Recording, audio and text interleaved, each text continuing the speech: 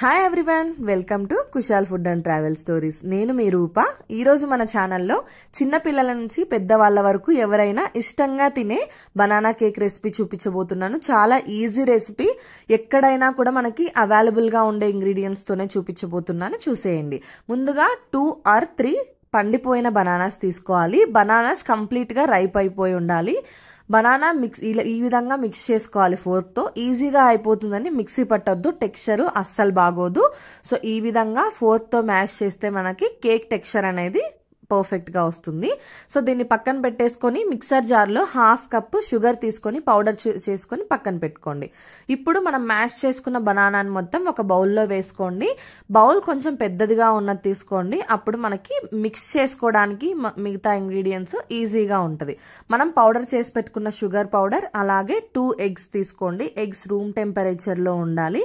అలాగే 1/3 cup melted butter కానీ oil కానీ గీ కానీ ఏదైనా తీసుకోవచ్చు.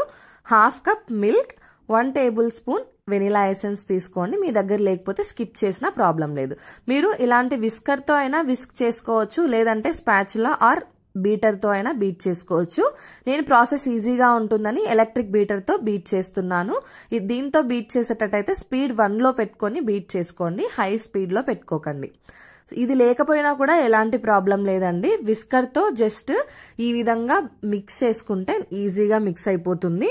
దీన్ని పక్కన పెట్టేసుకొని ఇంకొక బౌల్లో 1.5 కప్ మైదా, అలాగే 1 టీ స్పూన్ బేకింగ్ పౌడర్, అలాగే 1/2 టీ స్పూన్ బేకింగ్ పౌడర్ వేసుకొని మొత్తం అంతా జల్లడ పట్టేసుకోండి. అలాగే 1 పించ్ సాల్ట్ కూడా వేసుకోండి. ఈ విధంగా మొత్తం అంతా జల్లడ పెట్టేసుకుంటే మనకి పిండిలో కానీ ఎందులో అయినా ఉండలున్నా లంప్స్ లేకుండా ఉంటది మనం పిండి మిక్స్ చేసుకున్నప్పుడు. ఇప్పుడు మనం ఆల్రెడీ బీట్ చేసి పెట్టుకున్న మిక్చర్ లో 1/2 పౌడర్ ని కూడా వేసుకొని బీట్ చేసుకోండి. ఈ విధంగా విస్కర్ తో కానీ ఎలక్ట్రిక్ బీటర్ తో అయినా కానీ స్పాచులాతో అయినా కూడా ఒకటే డైరెక్షన్ లో మిక్స్ చేసుకోవాలన్నమాట.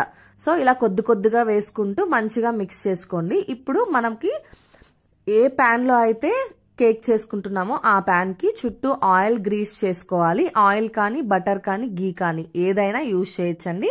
మొత్తం అంతా ఆయిల్ స్ప్రెడ్ చేసుకున్న తర్వాత పాచ్మెంట్ పేపర్ కానీ బటర్ పేపర్ కానీ ఈ విధంగా వేసుకొని మనం మిక్స్ చేసి పెట్టుకున్నాం కదా మిక్చరు, ఆ మిక్చర్ ని కూడా ఇందులో వేసేసుకోండి. ఎప్పుడైనా కానీ మనం మిక్చర్ కేక్ బ్యాటర్ వేసిన తర్వాత మనకి ఆ కేక్ టిన్ కి ఆ కేక్ బ్యాటర్ కి 1/4 అనేది గ్యాప్ ఉండాలి. ఇలా ట్యాప్ చేసుకుంటే ఎయిర్ బబుల్స్ అన్ని వెళ్ళిపోతాయి. ఇప్పుడు ఓవెన్ ని 180 డిగ్రీస్ లో ప్రీ హీట్ చేసుకొని 45 మినిట్స్ బేక్ చేసుకోవాలి. చూసారా, 20 మినిట్స్ తర్వాత మనకి కేక్ అనేది రైజ్ అయిపోతుంది. ఇప్పుడు చుట్టూ నైఫ్ తో కేక్ ని ఒకసారి అలా తీసేసుకొని ఫ్లిప్ చేసేసుకుంటే మనకి సాఫ్ట్ బనానా కేక్ అనేది రెడీ అయిపోతుందండి. చూసారా కేక్ అనేది ఎంత సాఫ్ట్ గా ఉందో. ఇప్పుడు దీన్ని పీసెస్ గా కట్ చేసుకోండి. పీసెస్ గా కట్ చేసుకోవడానికి మనకి ఇలా బ్రెడ్ నైఫ్ అనేది వస్తుంది. సో దాన్నైనా యూజ్ చేయొచ్చు, లేదంటే మీ దగ్గర ఉన్న షార్ప్ నైఫ్ నైనా యూజ్ చేసుకోండి. ఖచ్చితంగా ఈ కేక్ 1/2 అవర్ తర్వాతే కట్ చేయండి. మనకి చూడంగానే ఆవేశం కదా, సో నేను కూడా అందుకే కట్ చేశాను.